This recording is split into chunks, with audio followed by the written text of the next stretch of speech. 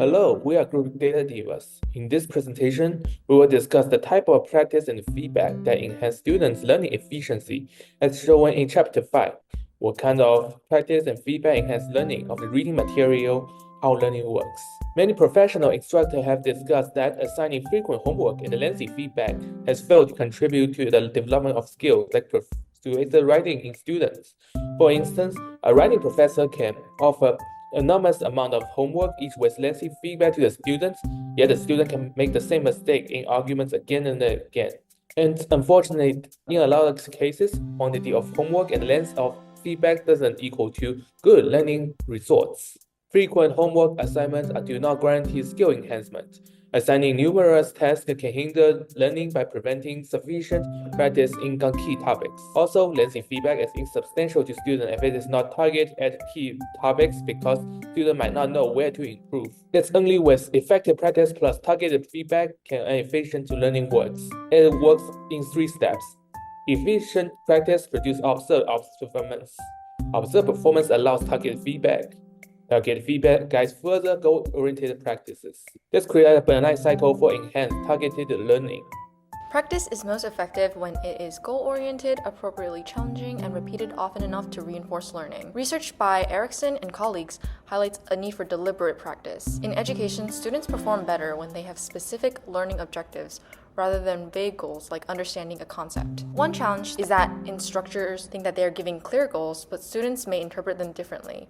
For example, one professor straight told her students to create engaging presentations and focus on substantive anthropological arguments. However, without a clear understanding of what that meant, her students spent more time on PowerPoint designs than improving their arguments. Another important factor in effective practice is the challenge level. If a task is too easy, students don't improve, but if it's too hard, they may give up.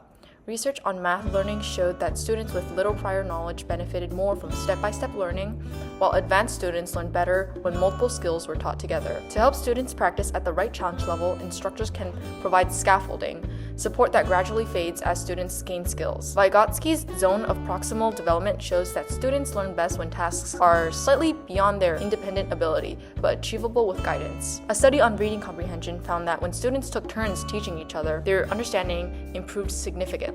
When students face a challenge that is too great, they might feel frustrated and give up. However, if a task is just difficult enough to be engaging but still achievable, students stay motivated. This aligns with the concept of flow, a state where people are fully immersed and enjoy their work. The right balance of challenge keeps students productive.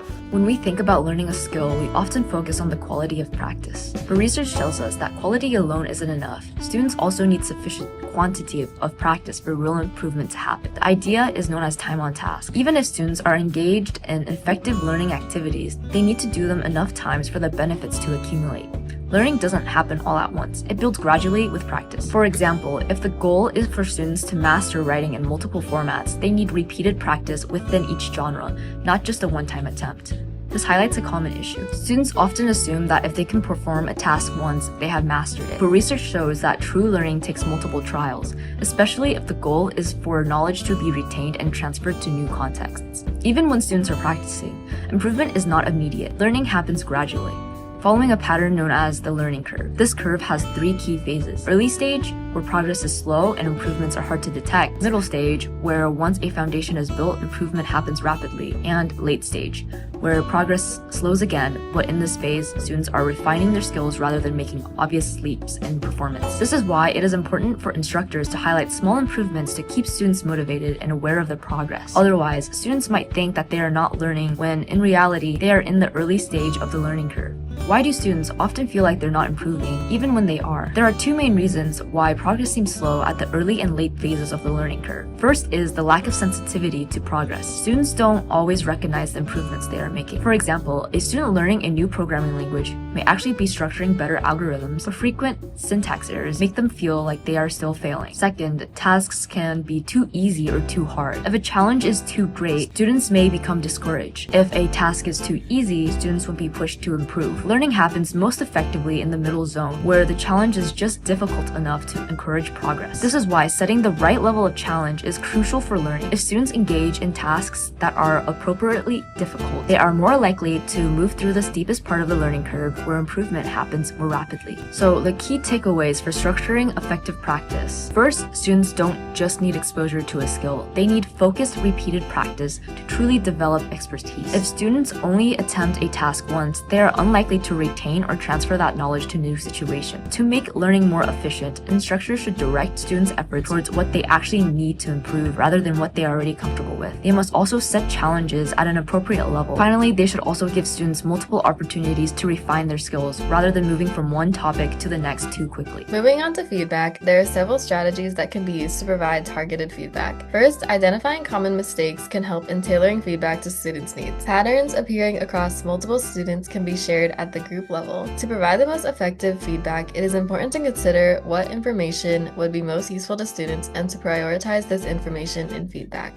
This can mean focusing on a few select aspects of performance to avoid overwhelming students. Furthermore, feedback should include both strengths and weaknesses, making students aware of the progress they have made in addition to areas in which they can improve. This can increase students' self-efficacy, providing encouragement and motivation. Next, assignments should be designed to provide frequent opportunities for students to receive feedback. For example, larger projects can be broken down into smaller milestones or shorter tasks to allow for more feedback to be given. Real-time feedback can also be very valuable to students. In classroom settings, this can take the form of interactive polling technology, allowing instructors to evaluate student understanding and identify any common misconceptions. These can be clarified in class in real time. Next, feedback from peers can be very useful in supplementing instructor feedback without adding to the instructor's workload. Lastly, to encourage students to reflect on their feedback, it is helpful to have students describe how feedback impacted their learning and how they incorporated it into their work. Overall, this chapter discusses specific features that are vital to effective practice and feedback. Effective practice should focus on a specific goal, target a reasonable level of challenge, and be of sufficient frequency and quantity to allow for student development. As for effective feedback, it should give students an idea of where they stand in relation to their goals, identify areas for improvement, and be given in a timely manner. Together, practice and feedback can enhance student development and learning. So there are two types of feedback, formative and summative. Formative is great since it explicitly tells students what they're doing right and what they're doing wrong. It offers a lot more guidance, unlike summative, which is purely numerical and doesn't really tell the student much other than their grade. Imagine a class where your final grade's all you get.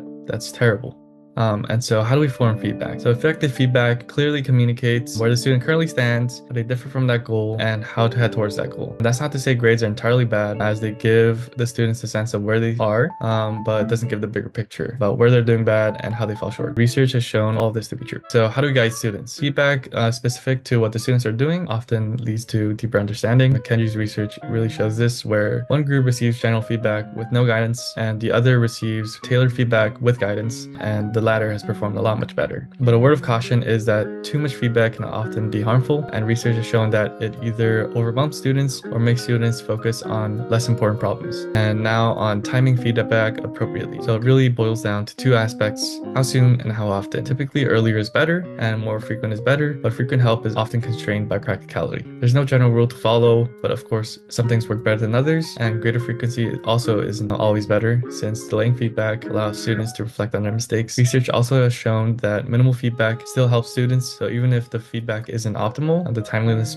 can make up for it. So feedback must be focused on key knowledge and skills you want to teach, timely being provided when students are most likely to use it, and guiding students to additional practice opportunities. So what strategies does the research suggest? There are two main categories, so I'm going to go over the first, concerning goal-directed practice. There's prior knowledge tests where you can gauge students' strengths and weaknesses early, and you can do this with an assessment or survey. Setting explicit goals allows students to better understand where to put their efforts and where to spend their time. Rubric usage allows students to evaluate their own performance much better. There's also practice opportunities where multiple opportunities means more learning, but of course for each unique subject you need multiple opportunities. One short one doesn't really suffice. There's also scaffolding, which means giving less instructional support as you go further along, and setting clear expectations allows students to better gauge where to put their effort towards. Examples to model goals really makes performance criteria tangible. Showing the don't wants eliminates misinterpretations and allows students to distinguish good and bad work. Iteratively refining goals